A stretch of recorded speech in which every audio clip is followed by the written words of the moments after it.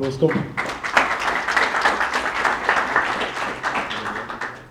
you very much. Thank you. Guys, quick question. Would you guys like to speak and just make money from it? Like, good amount of money. Like, to put your hand up if you like that, you like that. Those are not putting their hand up, I don't know, man. I wish I could do that. I would just speak all day and money just, bro. But today is not so much about the money. Yeah. You know, first of all, I love your career. You know, been following you for a while now. And you can see some things that you featured on. You featured on the Forbes list. You've been on TEDx. Does anybody know what TEDx is? If you don't, go watch it tonight. You know, you help like speakers, you know, how to conduct themselves, how to speak well in public as well. You're multiple awards and so forth. So from all of this, I want you to touch upon a little bit in regards to your career so people can understand a bit more into like what you do. Yeah, absolutely. So I've had 2 careers. I started off as a professional athlete, so I was a sprinter. And I grew up in Milan in Italy. I'm from Ghana originally. I grew up in Milan in Italy. So I represented Italy. That was amazing. And then during COVID, things got a little bit difficult, got dropped by my sponsor. My team stopped paying me. So then I worked at Sainsbury's as a delivery driver.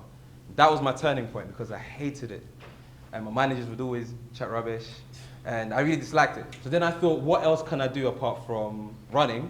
And I transitioned into speaking. That story's a little bit long, I don't have enough time, but I was a shy, introverted kid. I was the only black kid in my school, in my area in Italy. So you can only imagine, like, I wasn't really rated, no one looked like me, so I really struggled with my confidence. I was able to overcome that, and then I started speaking. And now what I do is, by the grace of God, I'm a global speaker, so I travel around the world, get paid to speak, and I started a company called Believe in Greatness. What we do at Believe in Greatness is we go into other companies, so we've got clients like Shell, Sky News, and we help their staff members get better at speaking. So when they speak to clients and stuff, they can close deals, etc. Wow. Big round of applause for that. I want to ask you a question. This is in regards to myself, not being selfish anyway. You know, you've been on Forbes, X, Athlete, TEDx, you know, international speaker. I think a few days ago, you was in a different country. I remember I was speaking to some videos. He's there wearing his glasses, just chilling, enjoying life, etc. Yeah. I want to ask you, how do you keep yourself humble? Because to be able to be on some of these things, like, I don't know how to describe it, like, it can make you like have a big ego, etc. So how do you keep yourself humble in regards to this? That's an interesting question. No one's ever asked me that before. And I think it's interesting I'm speaking now because a lot of the speakers before have said a lot of the things that I would say. And firstly, I'm a believer, so I'm a man of God. And I believe that this is a gift that I've been given, but it can go at any point. Wow, Crazily enough, I almost died on my way here today. Easy. Yeah, it was crazy. On the motorway, I came from Milton Keynes and I was driving and my tire popped on the motorway. Wow. My heart was beating. And when the guy was doing my wheel, he said, wow, you must be doing some good in the world because like he's seen that and that could have been fatal. And I was there with my videographer. And that is just a reminder of how fragile life is. Do you know what I'm trying to say? So I think in terms of being humble, I just understand that what I have now can be taken away at any point. And also, my purpose is to help people. Like the reason I do this is to help people. So I understand that I need to just stay grounded, and that's exactly why I do what I do. Guys, give him a big round of applause. Give him a big round of applause because God kept you safe and you're here. Wow. Very interesting, of course. You have the brand, Believe in Greatness. Yeah. You know, before even I get to that, I want to give the audience, you know, an opportunity to ask you a question in regards to what you do. So, Jeffrey is already ready. Go ahead. First part of this question is a little bit selfish, but basically, Fred, I was part of one of his sessions in the past, and I promise you, that is probably one of the reasons why I was able to even be on the stage. Oh, wow. Like Fred's, like just, not only his techniques in terms of helping people with communication and public speaking, but it's just like the confidence as well. So firstly, to say thank you for that moment. I don't think I've actually ever thanked you for that moment. Wow, thank you. I appreciate it. So the actual question is, and again, a little bit selfish, but to the speakers that have spoken here, you're an international speaker, you were in Vegas the other week, crazy. How do we take it to the next level to also become international speakers? Okay, cool. That's a really good question. So, fortunately, like I said, I was in Las Vegas speaking at a conference this month, like 2 weeks ago. To get paid from speaking, you need to not see it as being a public speaker, but see it as being an expert. And we all have expertise. So some of the people that have spoken today have spoken about where you can find your purpose and your passion. So your expertise lie in the experiences that you've had. So for example, when I first started speaking, I was getting paid to speak, I was talking about resilience. Because it took me 7 years to sign a professional contract in athletics. I had to be resilient. So I was just teaching people the things I learned then. And then as things have gone on, I'm just teaching people my experiences. So we've all been through stuff, whatever it may be. Some people I've helped with, for example, one of my friends was in debt. He had a very big debt, he had like 20K in debt, and he was able to close that debt within a few months. So I said to him, what you've just learned here, we need to make sure we put it in a talk, and then you can teach people financial literacy through your experiences. So he's just an expert at helping people with financial literacy. Okay, so whatever it may be, you're an expert in creating events or starting a community. And sometimes people feel a bit of an imposter, like I'm not an expert, but you can always learn from people ahead of you, teach the people behind you. There'll be someone who has never done an event, and your experiences are invaluable for them. So whatever experiences you've gone through, just think about yourself and think about, okay, what are the hurdles I have to overcome? What are the expertise that I can teach? And that's how you can start getting paid to speak. So that's like local. When it comes to the international thing, firstly, you need to not rush the process and understand that speaking is a game of social proof. So you need to prove to people that you can do the thing before they pay you to do the thing. So I would always say, speak for free initially. If you want to speak in schools, speak for free to 10 different schools. That way you have 10 different testimonials and you have evidence of you speaking. So when you approach school 11 and say, can I speak to your student? My fee is £100, they have evidence to see it. So when it comes to international stuff, I use the exact same approach. And the first few international gigs that I did were absolutely free. On the back of that, I was able to show other people, look, I've already spoken internationally, and I was able to charge. Make sense? Yeah, big round of applause for that. I want you to say a bit different, because you're a public speaker, not to put you in the spot or anything. Okay, I know we have some people in the room that are a little bit shy, timid, etc. You know, to be here in front of people. Okay. So I want to bring somebody here at the front. Okay. And then you can do like a quick exercise with them. Actually, we can even get everybody involved with a quick exercise in regards, you know, how to speak in front of everyone. So everybody could just stand up, please. Stand up. Stand up. Because I've seen some of your videos, you do a little exercise. You're getting people to speak in front of people, etc. Take the room, feel free. Okay, cool. So I want everyone to find a pair. I want you to get into a pair, okay? So you have 10 seconds to find a pair. You have 9, you have 8, you have 7, you have 6, you have 5, you have 4, 3, 2, 1. Okay. This exercise will put you guys out of your comfort zone, okay? But it's going to explain a powerful message. You're going to make eye contact with the person in front of you for a period of time. Wow. I'm not going to tell you how long. The rules are, when you make eye contact, you're not allowed to speak. You're not allowed to laugh. You can blink. You can breathe. Please breathe. Okay, and for X period of time, all you have to do is just make eye contact with the person in front of you. If it gets really intense, you can look away, gain your composure, and then go back to the eye contact. Okay, cool. So your time, I've got my phone here. Your time is going to start in 3, 2. First of all, just introduce yourself, shake hands, because you might not know that person. Okay. 3, 2, 1, time. Eye contact, no talking. Try your best not to laugh. If you feel like laughing, look away, take a deep breath, go back to the eye contact.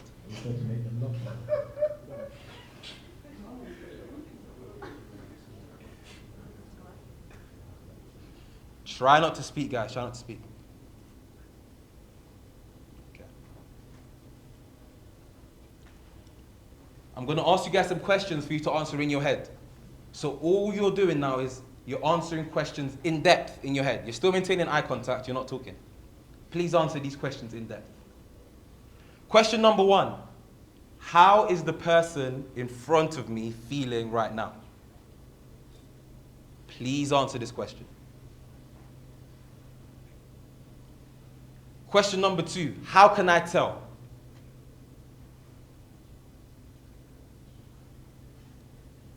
Question number 3, has this person got a story to tell?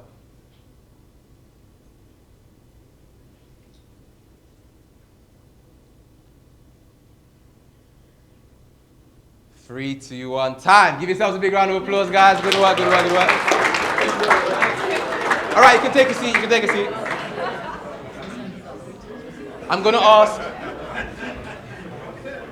to ask 4 people for their experience, how they found that exercise, okay? So I'm going to start with yourself. How did you find it? Was it awkward? Was it difficult? Did it stay awkward? Did it get better, easier? How did you find it? It was better near like halfway through. Better halfway through. Did it get better once I introduced the questions? Yeah. Okay. Anyone else have a similar experience where it was a bit awkward, then it got better once I introduced the questions? Yeah? Tell me about it. I mean, I felt quite confident at first. Yeah. But then I felt like the questions gave me something else to focus on. Cool. So you did one thing, which was eye contact, but depending on where you directed your mind, it was either really awkward or it was okay. Initially, the exercise should be very awkward because you're just staring at someone. What are they thinking of me? Don't look at their left eye, their right eye. What's going on? Once I introduce the questions, if you are answering the questions, it's no longer about you. It's about them. So you remove the spotlight from yourself, you put it onto someone else, which makes it easier because it's no longer about you. Same with speaking. If you get anxious when you speak, usually you're asking yourself the wrong questions. Are they going to like me? Are they going to think I'm clever? You're going into it selfishly. What you want to try and do is you want to put the spotlight on the audience and ask yourself, do these people understand what I'm saying? How much value can I give to them? You need to understand that every time you speak, your job is to help the audience understand you. Point blank. It's not about being liked. It's not about being funny. It's not about them thinking you're cool. Your job here is to just deliver your message. And during the exercise, it just helps you understand that depending on where you direct your mind, you can either be really awkward and anxious, or you can be comfortable when you speak. Guys, give me a big round of applause. Wow. Wow. Has anybody got any questions? Any questions in regards? Yeah, go on, Josh. I think public speaking can be very intimidating. Now, obviously, being eloquent when you're speaking and being able to project your voice and all that kind of stuff, I just want to get an idea of when it comes to sort of public speaking and just being eloquent and being able to, you mentioned it there, being able to get the audience to understand what you're saying. Is there any sort of techniques or ways you train that? And obviously with your vocabulary, do you train that? Do you improve it? Do you maybe read a dictionary regularly? Just want to get a bit of understanding how you sort of train yourself. That's a really good question. And usually being eloquent is a byproduct of many other little things that you are doing. So for example, something that lots of people do is they overuse filler words. So they use words like, you know, obviously, like. So just by reducing the filler words that you say, you sound better. How can you sort of remove the filler words? Because it's so easy to go, Great question. We use filler words when we need time to think, when we're rushing our thought process. Have you got time for another quick exercise? Yeah, do it. Let's go. Okay, we're going to do another exercise. You can stay seated in pairs. This is called fluency, and it helps with filler words. What I want you guys to do is be in pairs. Person 1 will give person 2 a word, any word, for example, chair. And then you have 30 seconds, person 2 has 30 seconds to say all the words that they can think of that associate with a chair. For example, legs, IKEA, table, etc. And then we swap, and then person 1 gives person 2 a word, okay? This exercise will help answer your question. All right, cool. So just get into pairs quickly. Decide who's going to go first, decide who's going to go second. Quickly, without time. All right, amazing. Start when I say go, please, because does anyone know who's going to go first? If you're going first, please put your hand up. If you're going first, put your hand up. If you're going first, please, who's going first? Who's going first? Hey, both of you can't go first. Yes. The person first is the one answering the question. Okay? So if you're going second, all you're giving that person is a word. For example, table, chair, ceiling. The other person has 30 seconds to say words that associate with the word. You got it? So you're not going back and forth. If someone told me sea, I would say salt, fish, holiday, beach. And then after, I'll give them plane, and they'll say airport, British Airways. Make sense? Yeah. All right, cool. How many words do we need to do back? All you have to say for 30 seconds, a chain of words that associate it. All right? So your time starts in 3, 2, 1, go.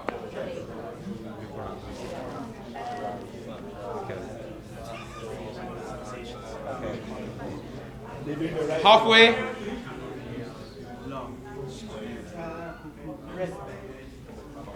10, 9, 7, 5, 4, 3, 2, 1. Okay, good work. Now swap, now swap, now swap, now swap. Person, give the other person a word. Your time starts now.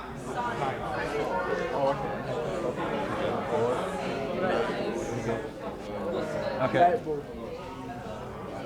Okay, you have 15 seconds left. Okay.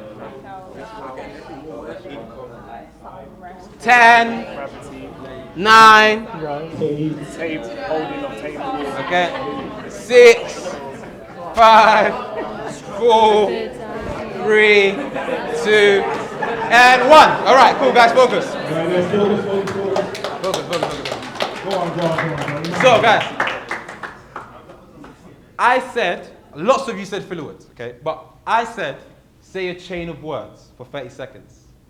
Hands up, be honest, if you were rushing, trying to think of as many words as possible. All right. So that's what happens when we're under pressure. We rush. I didn't say as many words as you can.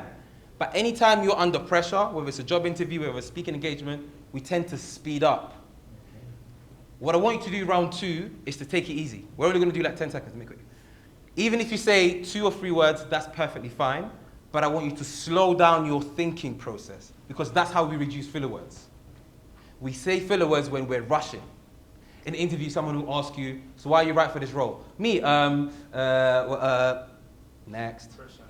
Pressure. And the problem is the overuse of filler words can really ruin your credibility. They can make an expert sound like a novice. If I came here and I was like, so I do public speaking, you think, what? Nonsense. So round 2, I just want you to reduce the amount of filler words you say by slowing down. That's what you're going to do. It's not a race. Don't see it as a race. Just slow down. Okay, and we'll see if that makes a difference. Make sense? All right, let's go again. Let's go again. Same order, different words though. We're just going to do it 20 seconds this time. This time starts now. 20, 19.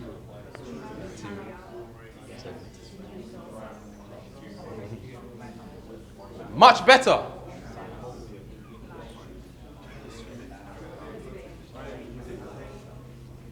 Five, 4, 3, 2, 1. Much better. Give yourselves a round of applause. That's good, that's good. Now we stop, now we stop, now we stop, now we stop. Give him a new word. Your time starts now.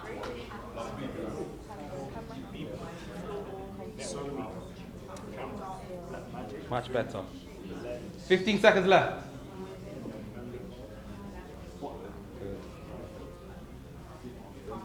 Good. 10, 9, 5, 4, 3, 2, 1. Big round of applause. Okay. Was there a difference? Yeah? What was the difference? Sorry guys, I just want to hear the feedback. What was the difference? The difference was it was like more concise, as if you weren't like trying to fit in as many words as possible. It was like you were allowing your brain to think and you could like express it a lot more clearly. You're allowing your brain to think. Anytime you speak, guys, you are in control. Even if you have 1 minute to speak, I'd rather you take your time, you allow your brain to think, and you feel like round 2. Where you're taking your time, you're aligning your voice to your thought process, you're not using many filler words, it sounds much better. As a result, you're eloquent. You're not trying to be eloquent, you're just taking your time. You're giving yourself grace. What we usually do under pressure is we do the opposite.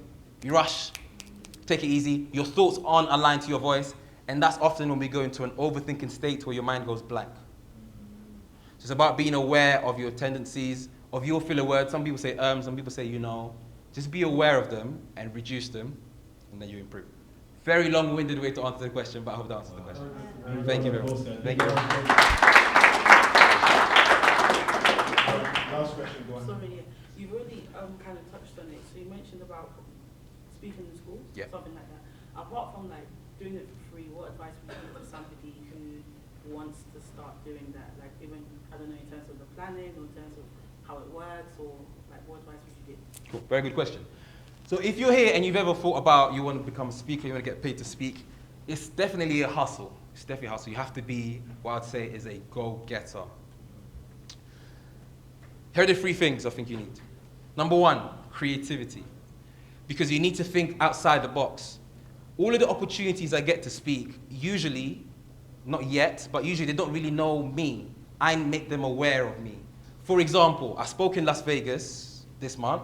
I got paid $4,000 to speak for 20 minutes. I got paid $4,000 to speak for 20 minutes. And I say this to inspire you. The speaking agency that brought me there, they're a South African speaking agency. They had no idea who I was. I emailed them 20 times last year. Wow. After 6 months, they got back to me. We had a meeting. Now I'm on their books. When there's a gig in Las Vegas, they said, do you want to come to Vegas? This is the fee. I said, of course. And that's one way to do it. The way I got into coaching, I went to an event like this. There was someone who was a speaking coach. I was like, oh, I'd love to do this. How'd you get into it? We exchanged contacts. I followed up with him. Didn't reply. 2 weeks later, I kid you not, the guy calls me. Random dude I just met. He said he has COVID. He's got an event in 3 hours where he's coaching people. He can't cancel. He can't get cover. Can I go and do it? Do you get it? That one's good. I agree that one's good. But my point is that these opportunities, they weren't there. It wasn't a thing where you can just apply and you can go. Like, you need to put yourself out there. You need to create these opportunities. So creative. Number 2, you need to be courageous, because all the yeses that I got 10 times no's. When I first started doing schools, I would email 100 schools a day. And from those 100, maybe 20 of them will get back to me. From those 20, maybe 2 of them would book me. So you have to be courageous. And then number 3, you have to be consistent. You have to be consistent. Yes. Number 4, prepared. Prepared. If you would have got that phone call and you wasn't what?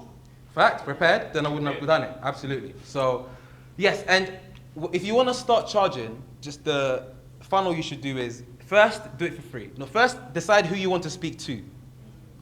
Decide what your message is, what you want to speak about. Okay? So decide who you want to speak to, decide what you want to speak about. Then, approach that market, do it for free. That's how I penetrate every single market. Primary schools, secondary schools, universities, corporates. Do it for free.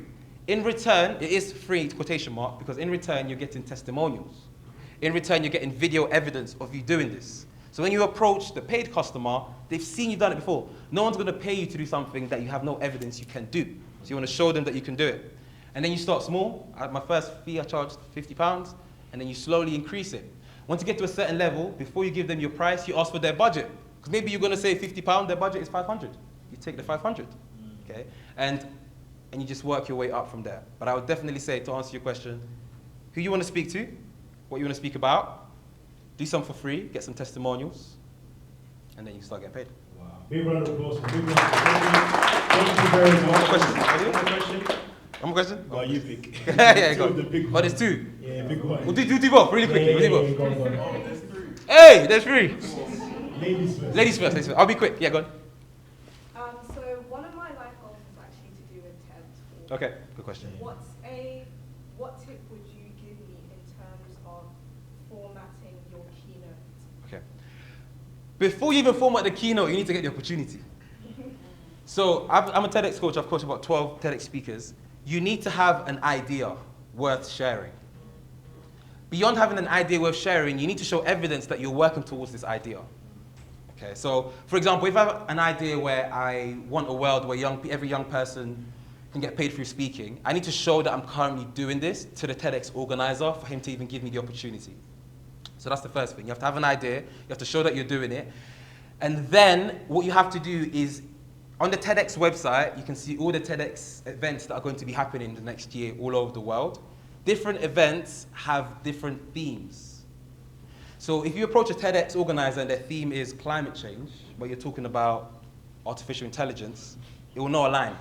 Okay? So before you even curate your speech, you need to try and get the opportunity. So have an idea worth sharing, show proof that you're working towards this idea, and then find an organizer or an event whose theme revolves around the thing that you want to do. That's first of all. And then after that, if you want more coaching, just shout me and I'll help you. Okay? Yeah. Big round of applause for that. Thank you very much. Thank you very much. Gentleman at the back. Yes, so I'm looking to Yeah. I got a passion in helping other guys get to where they want to be. I'm not going to say I'm nervous, but I'm at the start of, like, this is all just an idea that I've been entertaining for about a year now. What?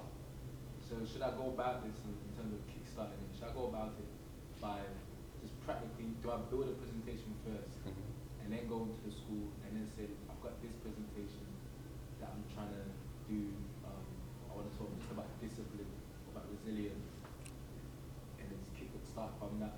Or should I just go into like a coaching program where I'm being mentored and coached? What do you reckon is the best way to start off? I'll definitely say the best way to start off isn't to do a coaching program, and I do coaching programs, but definitely the best way to start off is to just start. When you're approaching your schools though, when you approach any client, think about the client. If you're just going to them and saying, I've got to talk about discipline, they're going to be like, okay, so what? So you have to approach them and say, I've got to talk about discipline, which is going to help your students increase their A-level results, and as a result, increase the school in the rankings. You see it? So the way you've positioned yourself now, school's like, okay, I'm going to be more likely to listen to you. So definitely create a presentation. If you're going to speak in schools, think about the advice you would have needed when you were in school. Approach your former school, do that for free, and then you get the ball rolling. Eventually, you're going to see your strengths, your weaknesses. Where you have weaknesses, that's where you should get coaching programs. Where you have strengths, just keep working on that. Make sense? Brilliant. Good luck. Last question. So I just wanted to ask, in regards to establishing price Okay. for yourself, because obviously speaking is such a niche, Yeah. there's not like a set price for how much you charge for Absolutely. speaking. So how did you get to the point where you established, okay, this is now what I charge, this is my base? Because obviously, like you said, some people will come to you with big budgets, some will come to you with a smaller budget. Yeah. It's a really good question, and it's, to be fully transparent, I'm still fully trying to work it out. So I started doing this in 2021, so it hasn't been that long. And for example, I'm here supporting my brother. I'm trying to say I'm not charging him the mad thing, but there are certain organizations that do charge the mad thing. So I think it depends. You need to understand with speaking, the best way of marketing is to speak. So it's perfectly fine to speak for quote unquote free, because you'll get experience, more people will get to know who you are. Now, if anyone here now works for an organization who needs public speaking coaching, they'll probably get in touch with me as a result of this. In terms of establishing my price, what you get paid an hour is what you get paid an hour, but it's also what you get paid for the years that you've put in to gain these expertise. So the best way to price yourself would be to look at what the market is saying, to look at your experience, and to find mentors, really and truly. Because my mentors that have been in the game 12 years told me, when you go Vegas, price yourself around the 5K mark. I got 4K for that. When you speak to Sky, quote them 10K. So I'm still figuring it out, but I think mentors is what really helped me with it. Okay, so just to touch up on that, because if you're trying to stretch out of the market price, because the problem I'm having right now is that I believe that where I'm at now is beyond market price. Okay. So it's how do you establish, okay, cool, people, you get, a lot of people go, oh yeah, well we've heard that this place is quoting this much or this place is quoting that much. How do you get to the stage where you're like, well, I'm here and you're going to have to deal with it or leave it alone? Like, it's a very good question. Often, if I quote something and it's above their budget, I will, instead of reducing to the budget, I'll think of add-ons that I could do. For example, if he had an event and I'd say my fee is 5K, he says, look, I've only got 3,000. I would think about what other things I could do. So I would think about, look, potentially, some of the people here, I will now coach them. Or potentially, on the back of this, if you get other opportunities, I can help you. Or potentially, I could say, I've got a gig coming up, you can come with me and then we can split the costs. So I'll think of ways that I can increase my offering rather than going down to what their budget is. incentives. Make sense? Big round of applause, big round of applause. Thank you very much. Thank you very much. Thank you very much. Thank you very much. There's another big round of applause, by the way. By the way, he didn't charge me anything, he came for free, you know. I've been speaker, so I'm grateful, man. Honestly, I'm grateful. You can just put the next two slides. So everybody could just stand up, please.